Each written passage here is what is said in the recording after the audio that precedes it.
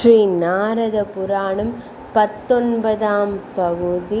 தர்மபுத்திரர் கண்ட மாயத் தோற்றம். ஸ்ரீ கிருஷ்ணர் தன்னடி சோதிக்கு எழுந்தருளிய பிறகு பாண்டவர்களுக்கு உலக வாழ்க்கை வெறுத்துவிட அபிமன்யுவின் மகனாகிய பரீட்சித்திற்கு பட்டம் கட்டிவிட்டு திரௌபதியுடன் தீர்த்த யாத்திரை செய்து கடைசியில் இமயமலையை அடைந்தனர்.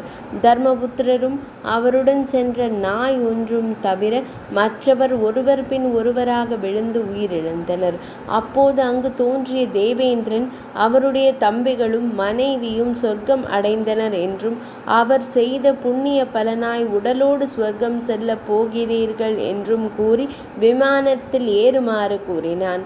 தருமர் விமானத்தில் ஏறப்போனார். நாயும் அவருடன் ஏற வந்தது. தேவேந்திரன் நாயை தடுத்தான். அப்போது தருமர் நாயை அனுமதிக்காவிடில் அதை விட்டு செல்வது சரியில்லை என்றார். இந்திரன் வியப்புற்றான். உடனே நாய் மறைந்து விட்டது. அங்கே யமதர்மராஜன் நின்றான். விமானம் ஏறி தருமர் சொர்க்கம் சென்றார். அங்கு அவர் கண்ட காட்சி அவருக்கு வியப்பை அளித்தது. சொர்க்கலோகத்தில் துரியோதனன் ஓர் ஆசனத்தில் அமர்ந்திருந்தான். அவன் முகம் பிரகாசமாயிருந்தது. அவனை சுற்றி வீரலட்சுமியும் தேவர்களும் நின்றிருந்தனர். ஒரு மகா பாபியாக கருதப்பட்ட துரியோதனனை அந்நிலையில் கண்ட தர்மபுத்திரர் அங்கே இருக்க மாட்டேன் என்று கூறி தன் தம்பிமார்கள் இருக்கும் இடத்திற்கு அழைத்து செல்லுமாறு கூறினார். நாரத முனிவர் தர்மபுத்திரருக்கு சமாதானம் கூறினார். ஸ்வர்க்கத்தில் விரோதம், பொறாமை, கோபம் ஆகியவை கிடையாது. அவை பூலோகத்துடன் சரி. மேலும் துரியோதனன் சத்திரிய தர்மத்தை கடைபிடித்தான். இந்த பதவி கிடைத்தது என்றார். தர்மருக்கு இது பொருத்தமாக தெரியவில்லை. தேவர்கள் தர்மரை அவர் தம்பியர் இருக்கும் இடத்திற்கு அழைத்து சென்றனர். தர்மர் அங்கு அவல காட்சியை கண்டார். இருண்ட பாதை, இரத்தம், மாமிசம், எலும்புகளுடன் துர்நாற்றம் வீசியது. அவர் தேவதூதனை நிறுத்தி திரும்பிவிட நினைத்தார்.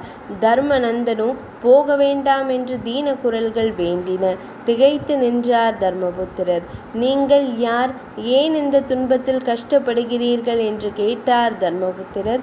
அப்போது கர்ணன், பீமன், அர்ஜுனன், நகுலன், சகதேவன், திரௌபதி ஆகியோரின் குரல் கேட்டது.